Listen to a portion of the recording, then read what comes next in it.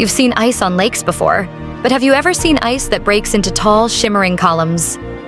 It's called candle ice, and it might be one of the strangest structures that melting ice can create. These columns form when a sheet of snow or lake ice begins to thaw, allowing water inside to drain away while the remaining ice freezes into long vertical crystals. Therefore, each section separates into thin pillars that stand side by side like frozen candles. Some columns are so fragile they collapse with a single touch, while others stretch across an entire shoreline and chime softly as the wind moves through them. And the surprising part is that even a slight change in temperature can make the whole surface vibrate as the pillars shift and break apart.